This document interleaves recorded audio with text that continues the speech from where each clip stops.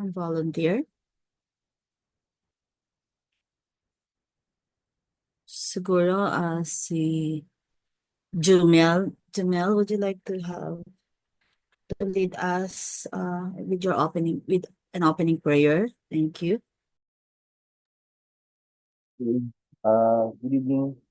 Let's bow ourselves and let us pray. Narinig niyo po ako? Okay na po.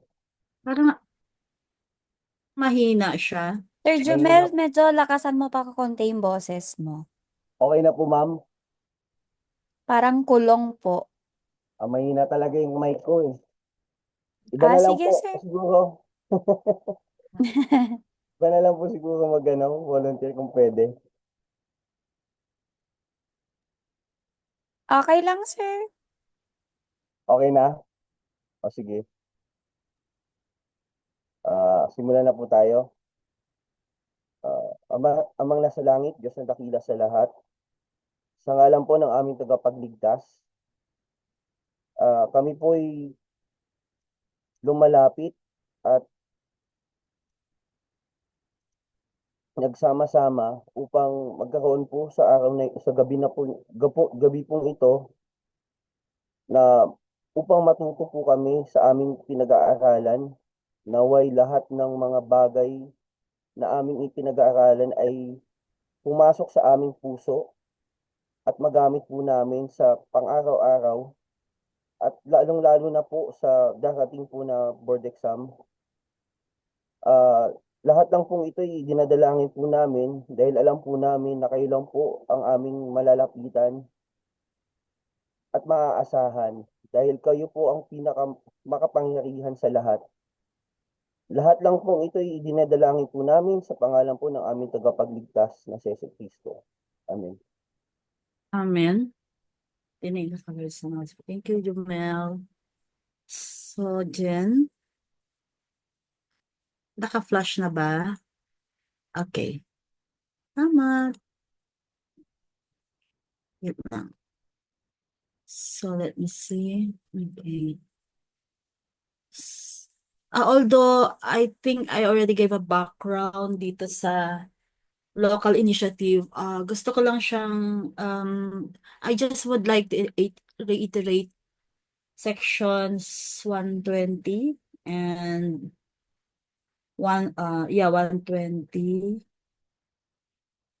So to introduce yung ano natin yung fundamental principles of taxation. You just wonder siguro bakit pati ito, no? We do everything. Tinataka lahat ito sa board. Okay, just a moment.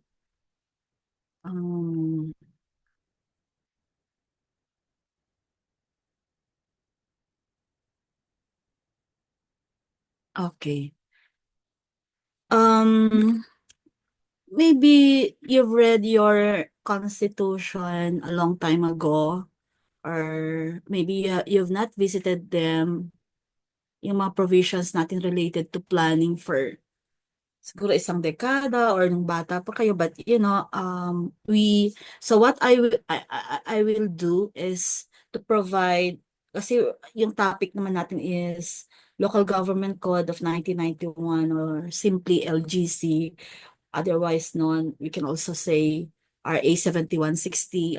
There have been amendments, so feel free to unmute if you feel na meron na tayong amendments doon so that we can correct. So what we will do is we will study yung specific section of the local government code, and then I will relate very briefly sa constitution so that we can align that, and then we will relate it to environmental planning. So for section 120, if you read that, it says local initiative. So it's just defining what's local initiative. So it says in section 120, it's the legal process whereby the registered voters of an LGU may directly propose, enact, or amend any ordinance. And then it also defined what's local referendum. It's the legal process whereby the registered voters of the LGUs may approve, amend, or reject any ordinance enacted by the Sangguniang. So what's the difference? So, okay, local initiative is this process that provides a mechanism for grassroots participation. So it's all about participation of members of the community in local governance, enabling citizens to shape policies that directly affect their lives and their environment. So that's the practical definition. But this one has a requirement. So there's a requirement for initiative. It's not just, define. You're seeing that definition, but it involves a petition that must be signed by at least 10% of the registered voters, with 3% from every barangay to qualify as a valid local initiative. So, easy. But the proposal or the petition must not pertain to appropriations. It must not pertain also to debt obligations or measures that contravene national law. Okay? So these are some of the key concepts that we need to know about local initiative. Now, if we try to relate it to the 1987 Philippine Constitution, which will form part of the constitutional basis why there's Section 120 under the Local Government Code. In 1987 Philippine Constitution, under Article 6, Section 32, this specific section institutionalizes the system of initiative and referendum. Okay? So, and that specific section, which is Section 32 of Article 6 of the Constitution, says that Congress shall, as early as possible, provide for a system of initiative and referendum and the exceptions therefrom, whereby the people can directly propose and enact laws or approve or reject any act or law or part thereof passed by the Congress or local legislative body. So it's aligned, or it's consistent. Now, why do we need to know this in terms of environmental planning? Because environmental planners, we have a task, we have a mission to empower communities to protect local environments. So it's just one of those general relevance to environmental planning of this specific section, whereby planners or local initiatives could empower citizens to take a proactive role in protecting their environment. For instance, residents of a barangay may propose an ordinance to ban single-use plastics or establish no-build zones in disaster-prone areas. Just in case they're not yet seeing this specific initiative within the ordinance of a municipality or city. Okay, so communities can also amend existing ordinances to strengthen environmental safeguards, such as increasing penalties for something else like illegal logging or any environmental violation of environmental laws. Okay, And also, another relevance to environmental planning of this specific section is that grassroots initiatives can shape land use policies to align with sustainable development goals, our SDGs. So, for example, citizens in an LGU can propose ordinances to preserve agricultural lands or protect water resources. So, this ensures that environmental priorities are not solely dependent on local officials, but reflect the collective will of the people. And many more. For example, environmental advocacy and awareness. Another one is when communities would like to strengthen climate adaptation measures kapag hindi ginawa ng locality, and then so communities vulnerable to disasters can propose initiatives for the construction of flood control infra or establishment of early warning systems or mandatory incorporation of climate resilient designs in local building codes, and many more that we can do. Okay? So, remember Oposa versus Factoran? Okay?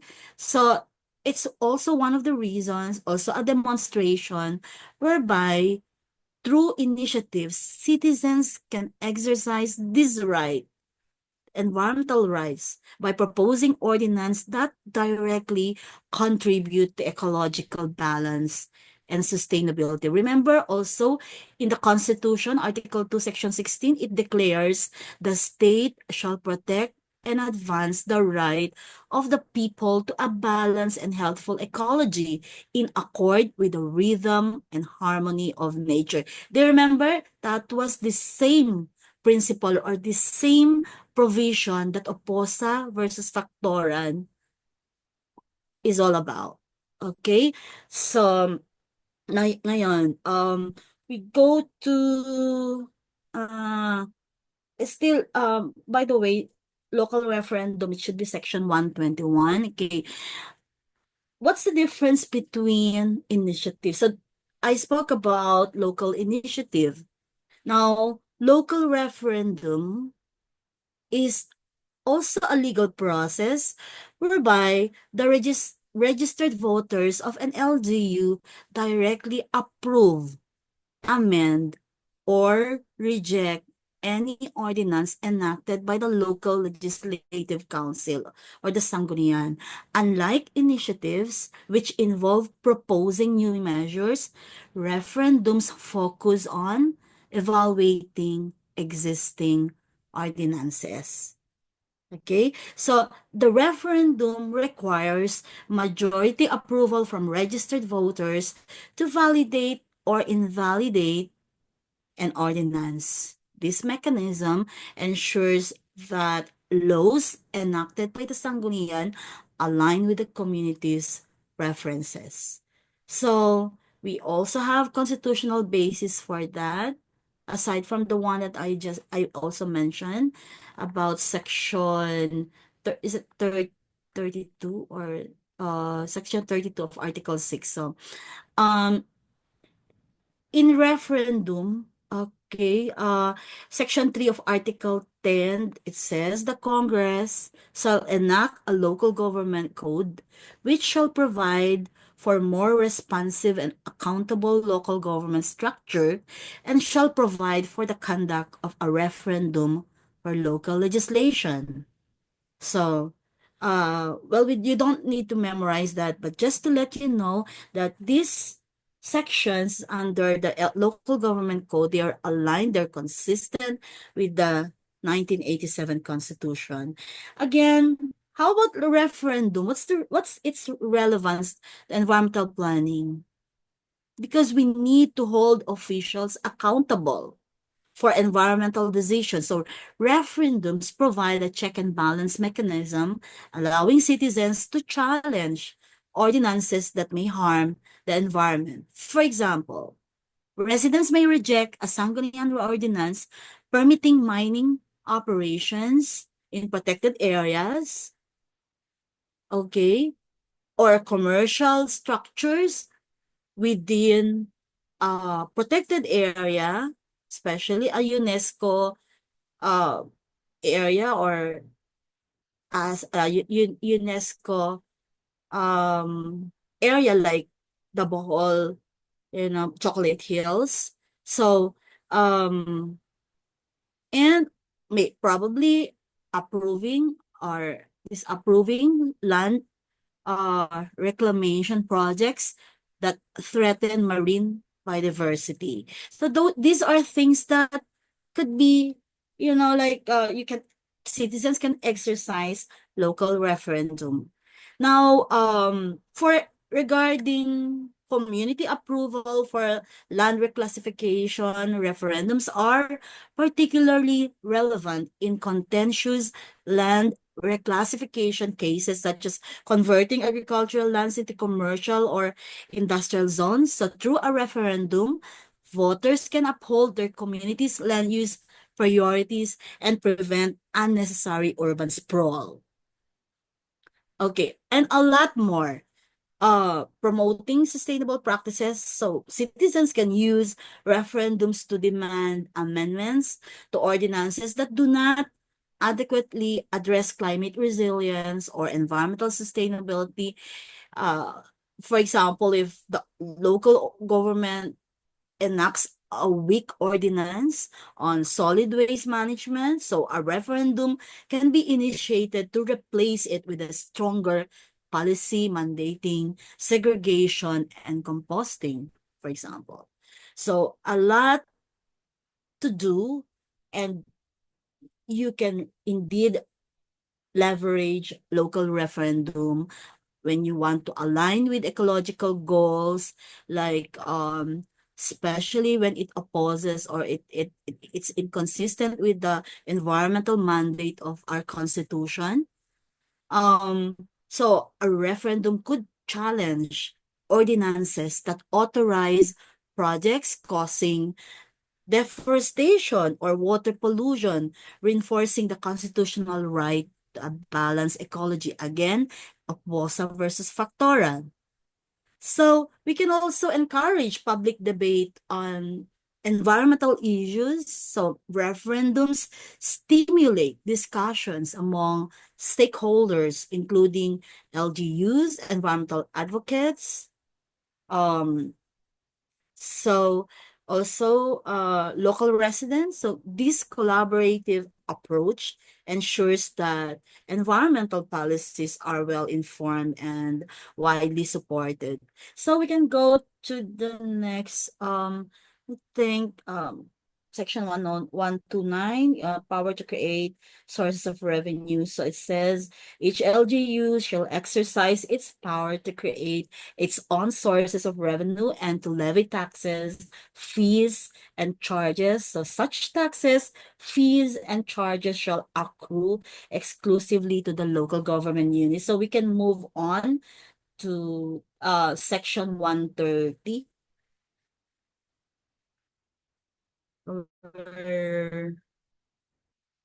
Okay. I think that was supposed to be 130. Okay, just a moment. A moment.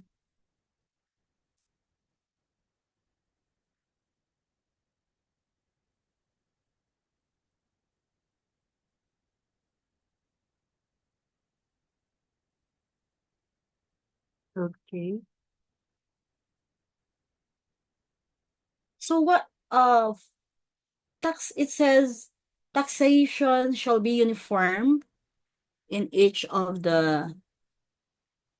LGU, and then taxes, fees, charges, and other impositions shall be equitable and based on the taxpayer's ability to pay, and each LGU shall, as far as practicable, evolve a progressive system of taxation. So uniformity in taxation means that individuals or entities in similar circumstances within an LGU must be taxed at the same rate. So then why it should be equitable and what does it mean? Of course, it should mean it should be fairly distributed, those taxes, fees, and charges, and based on the taxpayer's ability to pay. So LGUs, meaning LGUs are required to evolve a progressive system of taxation, ensuring that higher income individuals or entities contribute a greater share of revenue. Then, how about flexibility in local taxation?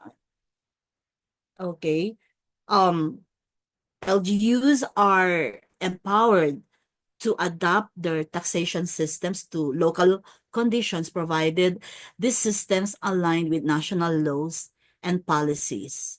And insofar as taxpayer obligations and rights are concerned, taxpayers must comply with local taxation rules but are also entitled to transparency and fairness in the imposition and collection of taxes.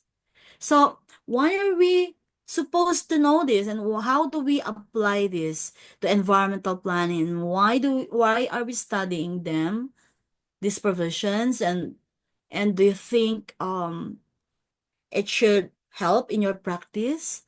Um because we are encouraging environmentally friendly behavior. So progressive taxation can be used to incentivize sustainable practices. For example, LGUs may impose higher taxes on business contributing to pollution, such as factories with poor waste management systems. Conversely, tax reductions or exemptions can be offered to businesses and households that adopt eco-friendly technologies such as solar panels or rainwater harvesting systems. So that's about progressive taxation. Now, funding environmental initiatives also is one relevance to environmental planning, that a well-designed local taxation system can generate substantial revenue for environmental projects. For instance, taxes collected could fund climate adaptation measures such as building flood control systems or developing urban green spaces. Now, also, by aligning taxation with land use plans, LGUs can discourage development of ecologically sensitive areas or promote sustainable urban growth. For example, imposing higher real property taxes on undeveloped urban lots to discourage land speculation and promote development aligned with the CLUP, and many more. So, cons in the context of the 1987 constitutional mandate, it empowers the Constitution says, or the Constitution empowers LGUs to create their own sources of revenue. So Section 130 operationalizes this by ensuring that LGUs can design tax systems that address both fiscal needs and local priorities, including environmental goals. So we can go to the next one, which is it 135? Um, wait just a moment. I'd like to check 35.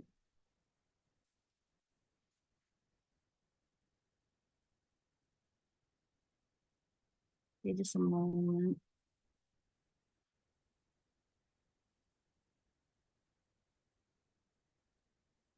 Okay. Uh, okay, I'd like to read tax on transfer of real property ownership. The province may impose a tax on the sale, donation, barter, or any other mode of transferring ownership or title of real property at the rate of not more than 50% of 1% of the total consideration involved in the acquisition of the property, or the fair market value in case the monetary consideration involved that in the transfer is not substantial, whichever is higher. So, um, what are the key provisions there? It says authority to impose tax, and so the province or the provincial government is empowered to levy a tax on the sale, donation, barter, or any other transfer of ownership or title of real property, and the tax rate is capped at 50% of 1% of what? First, number one, the total consideration involved in the transaction. For example, the purchase price or the fair market value of the property, whichever is higher. Now, what is the rationale for fair market value?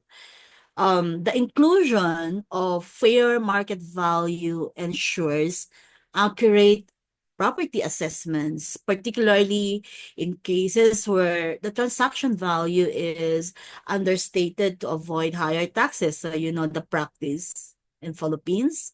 And then the use of tax revenue, revenue from this tax is intended for general provincial development, including funding for environmental and infrastructure projects. So why are we studying again this one? Because tax on real property transfers plays a critical role in environmental planning as it directly influences land use, property development, and revenue generation that we can use for sustainable projects, right? So I think I mentioned about speculative land development because higher transaction taxes discourage speculative buying and selling of land, particularly in environmentally critical areas such as protected zones or agricultural lands. For example, if a developer seeks to acquire agricultural land for conversion into residential subdivisions, you know them, right? I don't need to mention here. So the tax imposes an additional cost, potentially dissuading speculative purchases. So how about, okay, transparency in land transactions? So requiring documentation of fair market values ensures that land transactions are recorded accurately, which is critical for zoning enforcement and long-term land use planning. So LGUs can earmark a portion of the collected tax to fund climate resilient programs, waste management systems, or biodiversity conservation efforts. For example, a province could use transfer tax revenue to rehabilitate degraded watersheds or implement flood control measures, etc.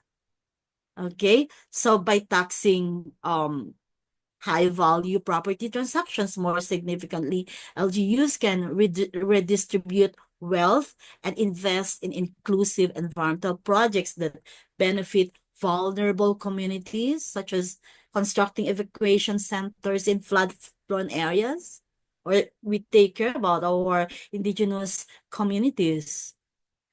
So, and many more like alignment with SDGs, etc.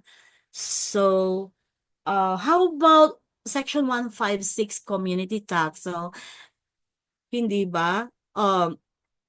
Community tax means cedula. So, the tax applies to individuals. So, meaning residents aged 18 and above, earning an income.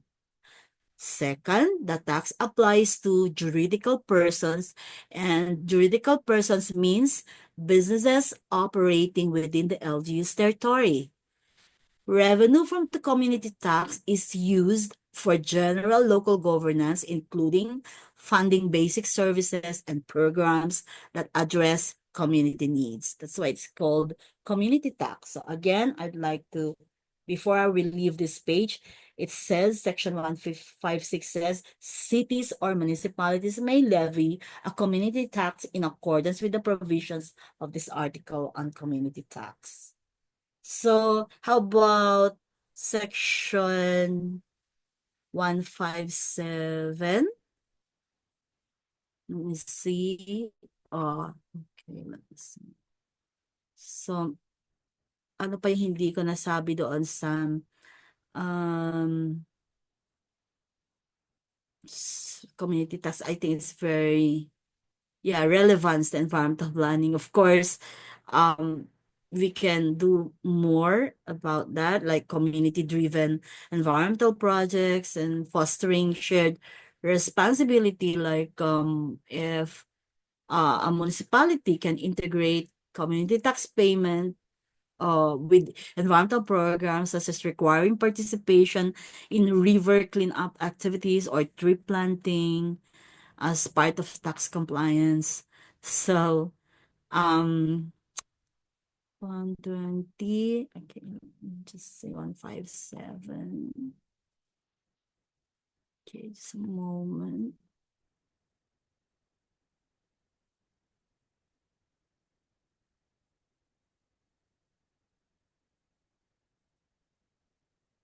Okay.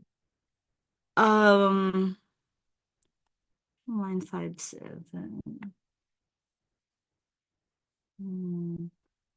Yeah, this is simple because it says every inhabitant of the Philippines, 18 years old or over, has been regularly employed on a wage or salary basis for at least 30 consecutive working days during any calendar year, or who's engaged in business or occupation, or who owns real property with an aggregate assessed value of 1,000 or more, was required by law to file an income tax return, shall pay the annual community tax of 5 pesos, and annual additional tax of um 1 peso for every 1,000 of income, regardless of whether from business, exercise, or profession, which in no case shall exceed 5,000 pesos.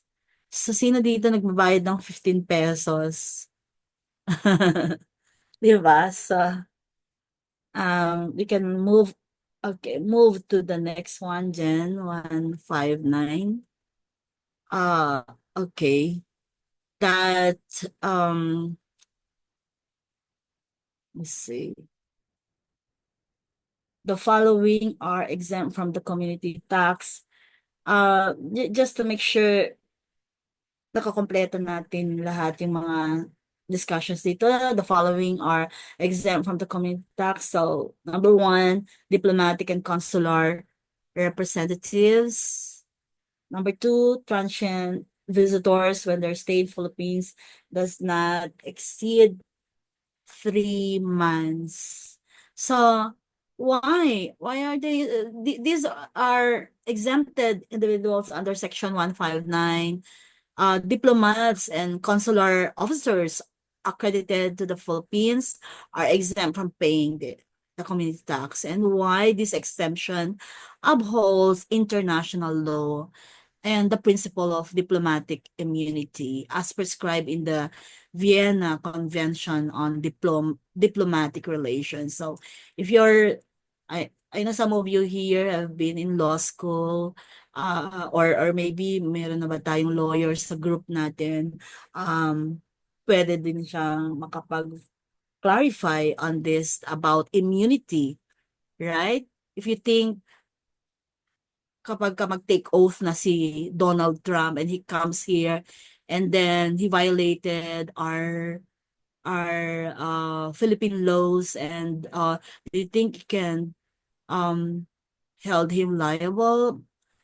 No, the answer is no, because of the principle of diplomatic immunity. And this was prescribed in the Vienna Convention on Diplomatic Relations. Now, how about transient visitors? What do we mean by this?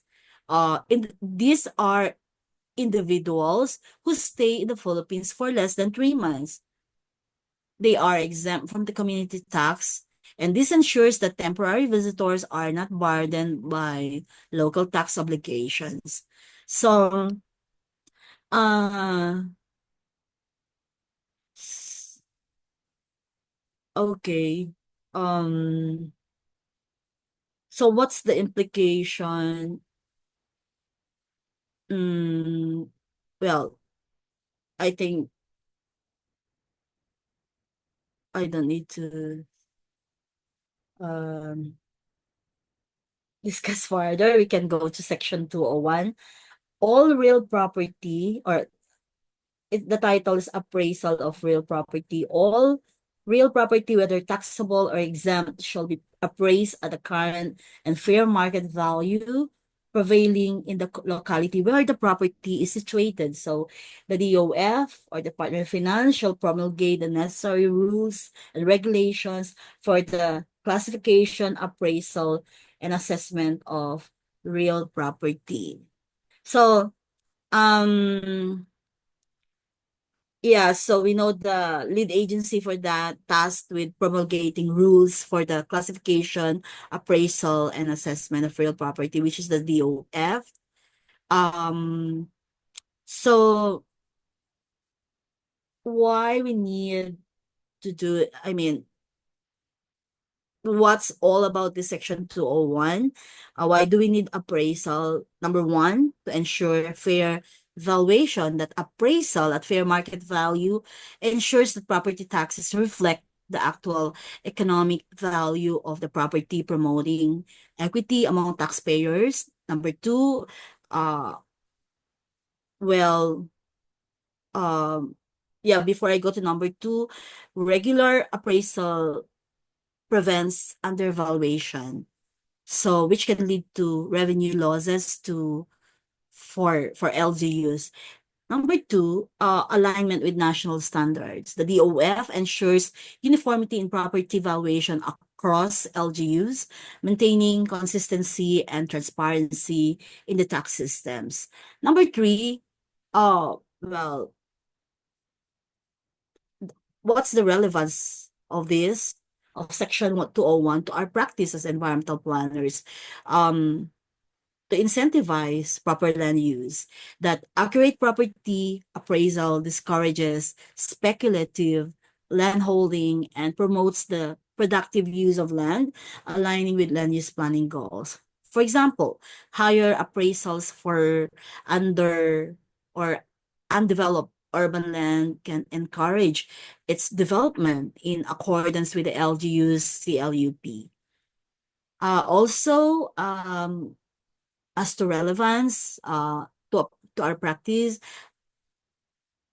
LGUs can impose higher taxes on properties that disrupt ecosystems or violate zoning regulations using appraisal data as the basis. For example, coastal properties encroaching on mangrove areas can be appraised at higher rates to fund restoration projects. Then, what's the role of technology here?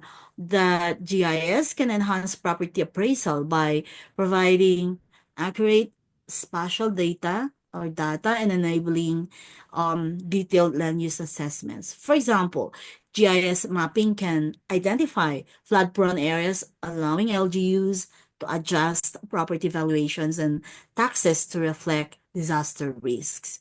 So there are many challenges, right? Resistance to reassessment due to potential tax increases, lack of technical capacity in some LGUs for accurate appraisal, and many more. So as environmental planners, we just need to, encourage or advise LGUs to communicate the benefits of fair appraisal, such as funding for infrastructure and environmental projects, or we recommend to intensify capacity building programs and partnerships with private appraisers, which can address this gap.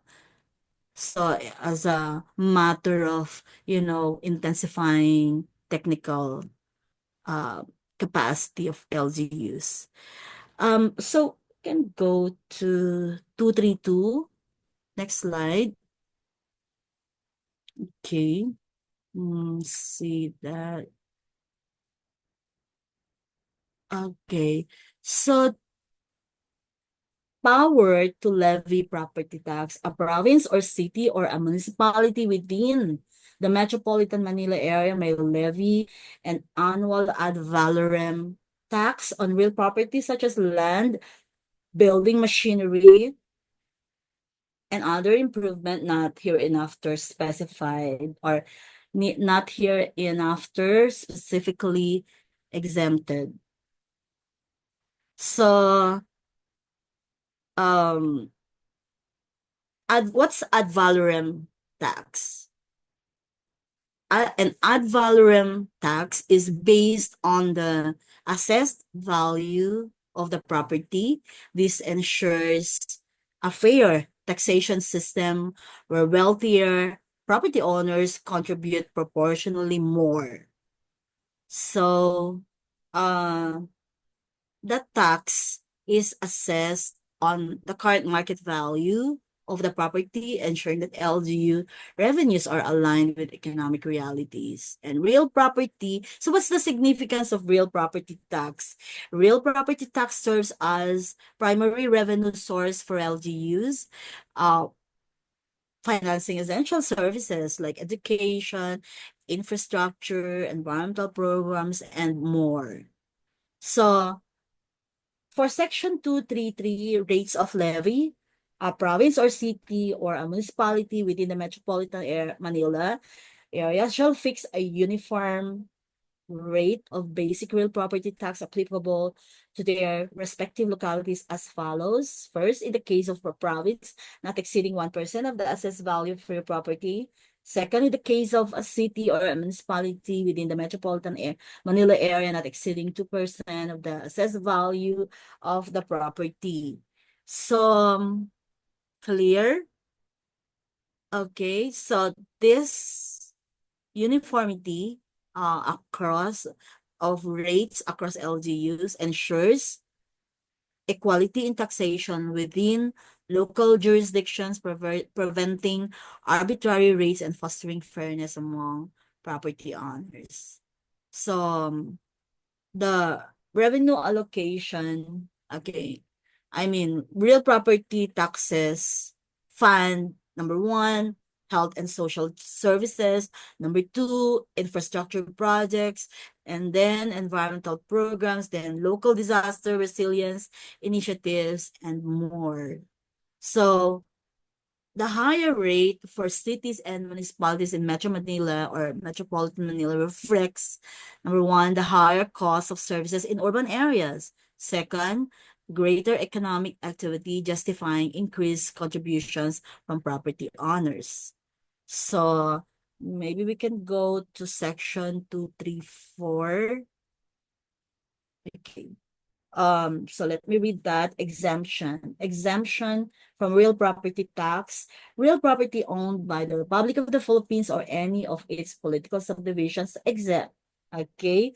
First, charitable institutions, churches, personages, or convents, appartenant thereto mosques, not non-profit or religious cemeteries, and all lands, buildings, and improvements actually directly and exclusively used for religious, charitable, and educational purposes. Then, all machineries and equipment that are actually directly and exclusively used by local water districts and government-owned and controlled corporations or the GOCCs engaged in the supply and distribution of water and or generation and transmission of electric power. Then all real property owned by duly registered cooperatives is provided for under 6938, and machinery and equipment used for pollution control and environmental protections. Okay.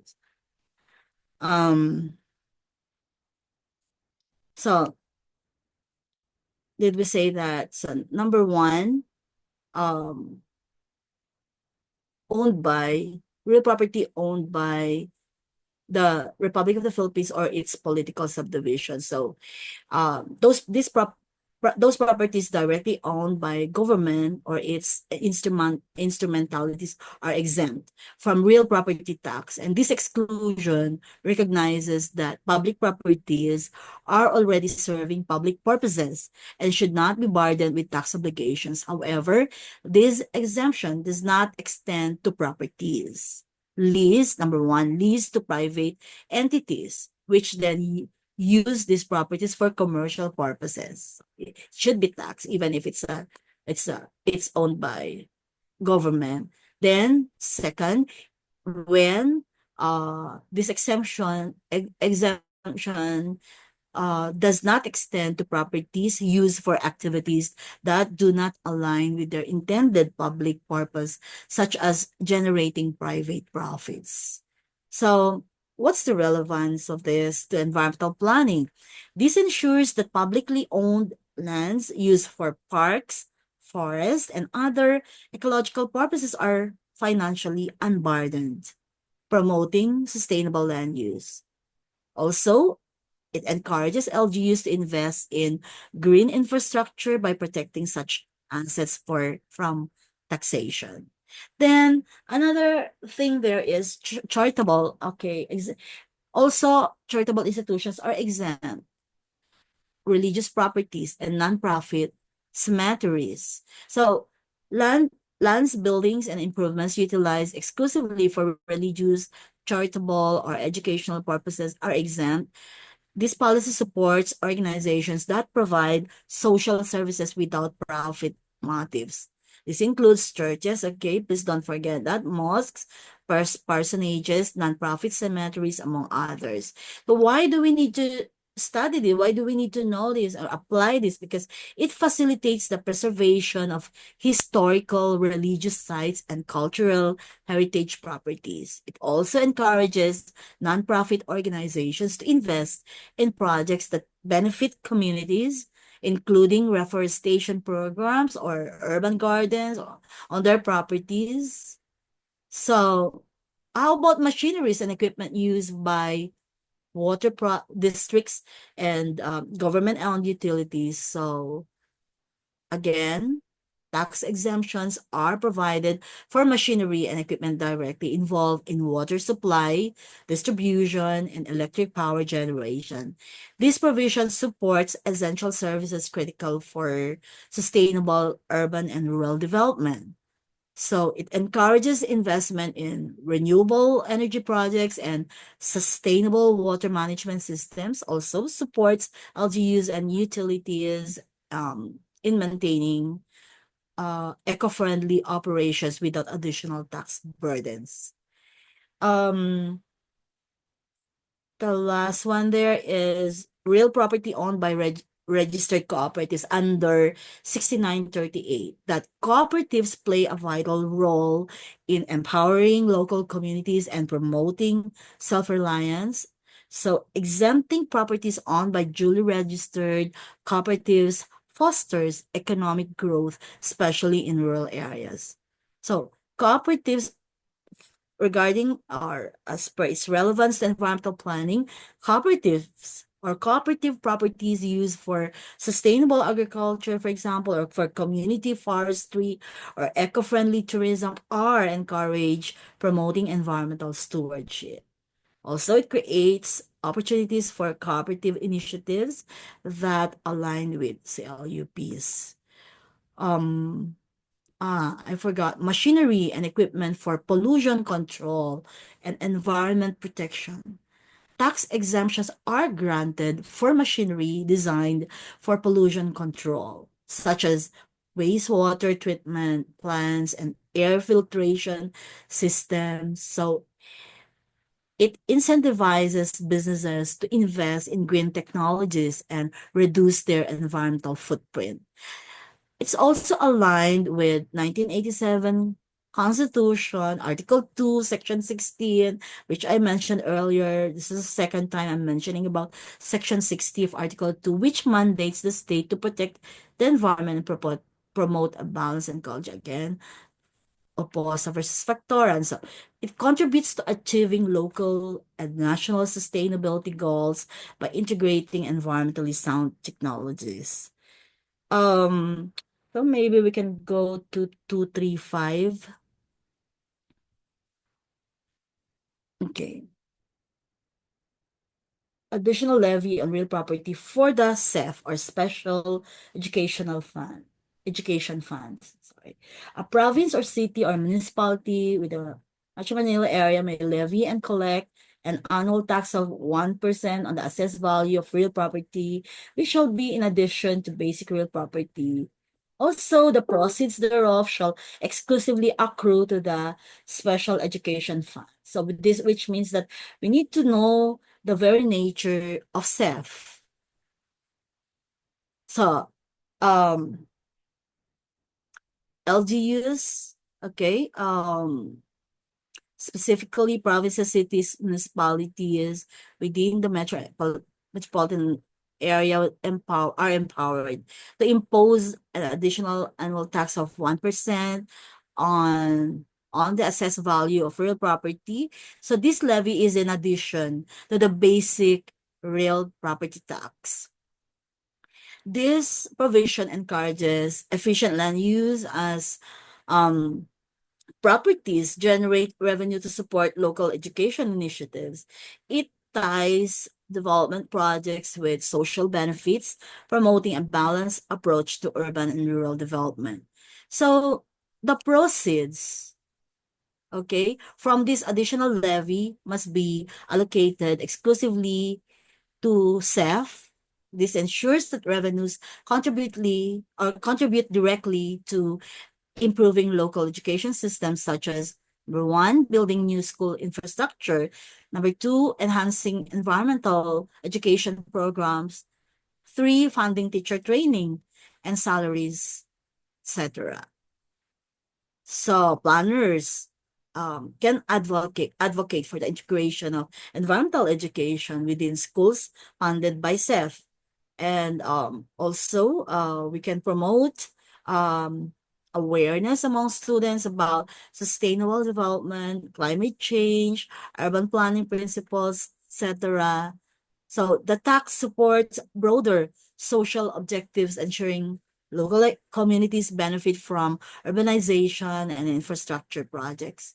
So how about again, additional ad valorem tax on idle lands, that such that a province or city or a municipality within the metropolitan area um may levy an annual tax on idle lands at the rate not exceeding 5% of the assessed value of the property, which will be in addition to the basic real property tax. Um, so this is supplementary to the basic real property tax. It discourages property owners from leaving land idle, which often leads to urban blight or inefficient land use. Also, it encourages landowners to develop idle lands, contributing to urban densification and reducing sprawl. So by taxing idle lands,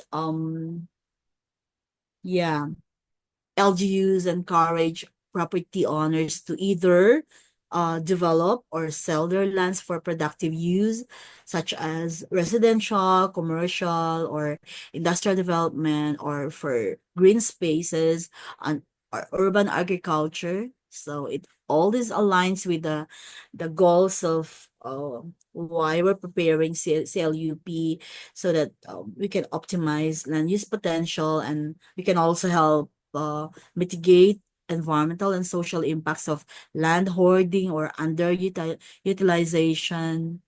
So we can go to the next one. We're near to, okay. Section 237,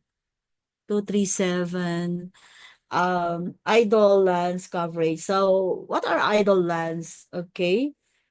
These are agricultural lands as per 237, more than 1 hectare in area, one half of which remain uncultivated or unimproved by the owner of the property or person having legal interest therein. So, also, agricultural lands planted to permanent or perennial crops with at least 50 trees. Paano kung 49, di ba? So, at least 50 trees to a hectare shall not be considered idle lands. Lands for grazing purposes shall likewise not be considered as idle lands. Then lands other than agricultural lands located in a city or municipality more than 1,000 square meter in an area, one half of which remain unutilized or unimproved by the owner of the property or person having legal interest therein. So, okay, so that's how we define idle agricultural lands. Um, So, but as a general rule, they are all agricultural lands exceeding 1 hectare in area. Okay, where at least one half of the land remains uncultivated or unimproved by the legal owner or party with interest. So please remember that general rule. Okay, if there's a general rule, it means it indicates there are exceptions. So, agricultural lands, number one exception, agricultural lands planted to permanent or perennial crops with at least 50 trees per hectare. So, if there are 5 hectares, so multiply that by 50, they're not considered idle. Then another one exception is lands designated specifically for grazing purposes. Okay. So why is this? It encourages sustainable agricultural practices by penalizing the neglect of arable lands, ensuring these lands are used for or are used productively to support food security, remember? So that's a primary reason. And supports, well, tree planting and reforestation projects, as lands with 50 trees per hectare are excluded from being labeled idle, promoting biodiversity and climate resilience.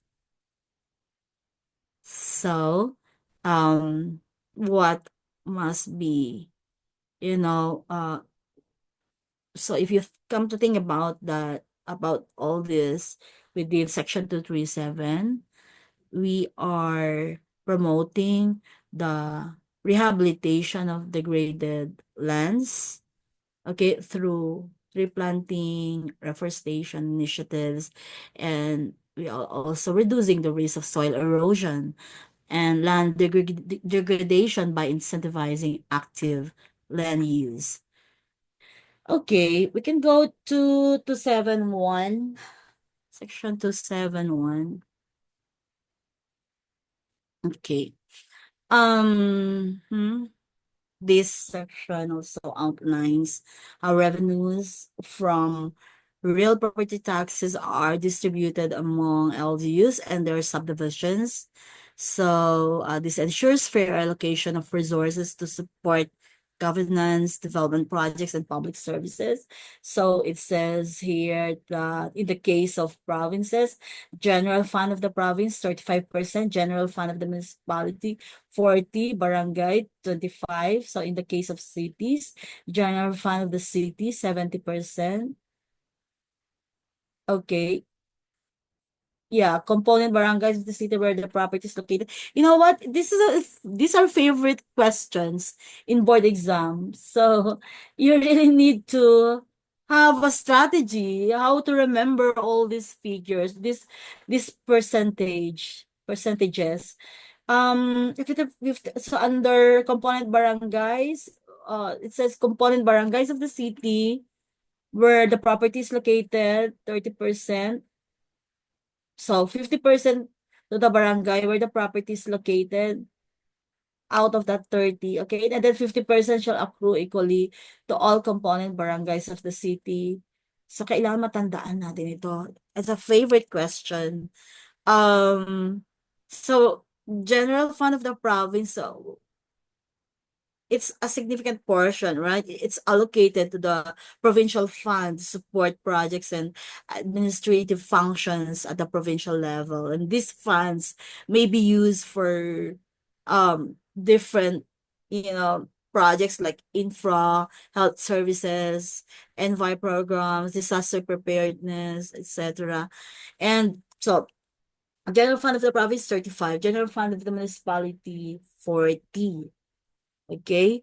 Um, please remember that the general fund of the municipality, 40% is the largest share at the municipal level, reflecting the critical role of municipalities in delivering frontline services. So the funds can support urban planning efforts, waste management, development of local economic enterprise, and many more.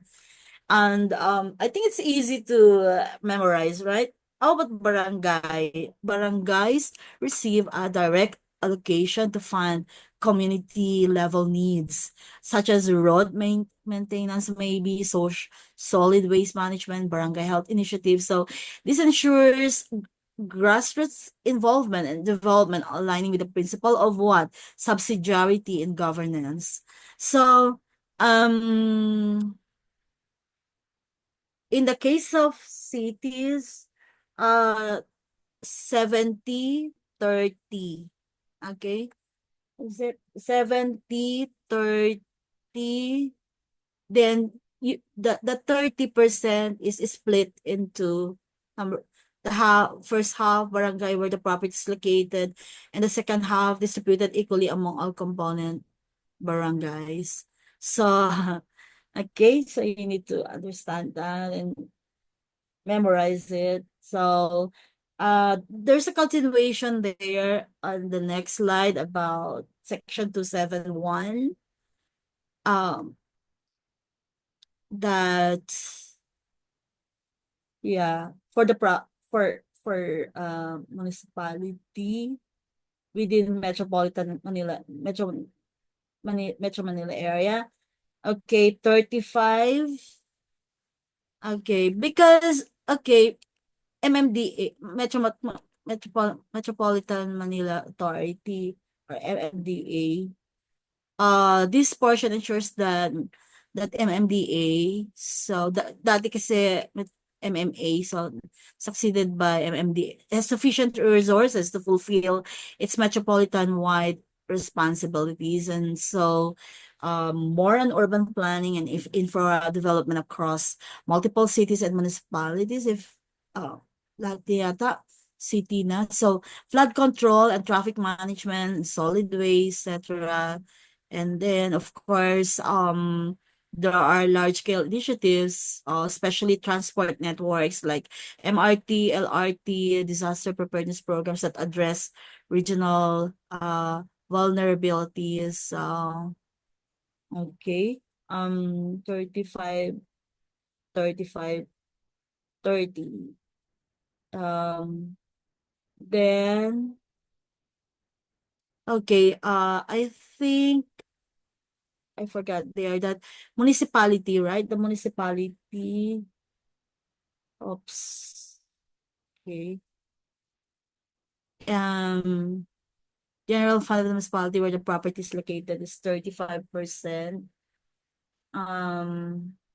Then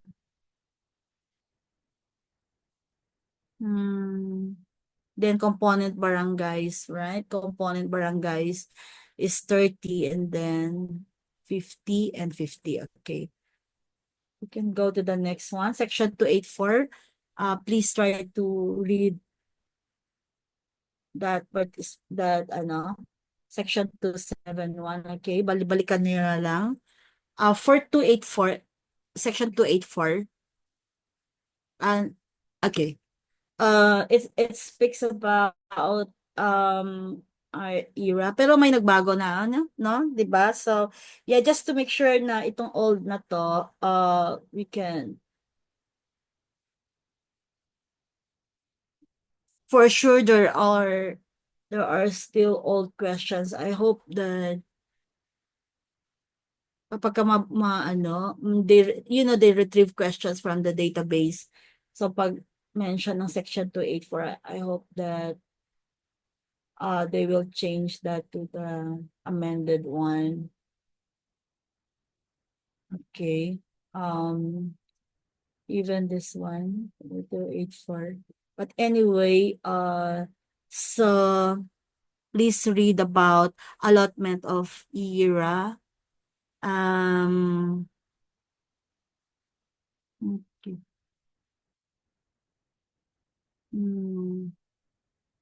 But for the ERA specifically, anyway, it ensures that LGUs are financially empowered to implement programs tailored to constituents' needs, such that allocation of internal revenue taxes strengthens local autonomy, the very essence of autonomy, allowing LGUs to prioritize projects and services without over-reliance on national funding. So, and then, yeah, what are the other characteristics of ERA? That the phased approach to increasing LGU revenue shares, demonstration to a balance shift towards decentralization. But when we discuss about economic planning, and you will realize later that over dependency by LGUs of ERA, it's something that we need to realize, and it's something that environmental planners should be, we need to advise our LGU, especially when you are with LGU, to reduce dependency by applying the economic planning strategies. Later, you would appreciate more on the planning processes. So we're still in environmental laws, by the way. Okay. Also, the provision that the president can adjust the allocation during fiscal crisis reflects the flexibility of the law. So, the law safeguards the financial viability of LGs, ensuring they can still operate effectively despite national budget constraints. A lot to be discussed on its relevance, actually. At least nasabi ko na sa inyo. So during the economic planning, we will have a little computation, or the tools that normally being asked in the boards. So okay. So I'm just looking at the other slides here. So tomorrow we can continue with I hope mas madami tayo tomorrow on section 287 on local development projects. Local development projects, requisites of creation, and there's also lupong tagapamayapa. Lumabas lahat kasi ito during my time eh. So, even if we have a new specification, still, I visited it, yung bagong specs natin from PRC. It's still the same. However, like for example, procurement, maybe there would be, if IRR would come out on February 2025, then we have a lot to study more on procurement, kasi so IRR should come from the executive department. Okay. So particularly DBM. And we will have a lot more to study on procurement. So, okay, so I think we are okay tonight. Please open your camera, because Jen, can you take out the slide now, so we can have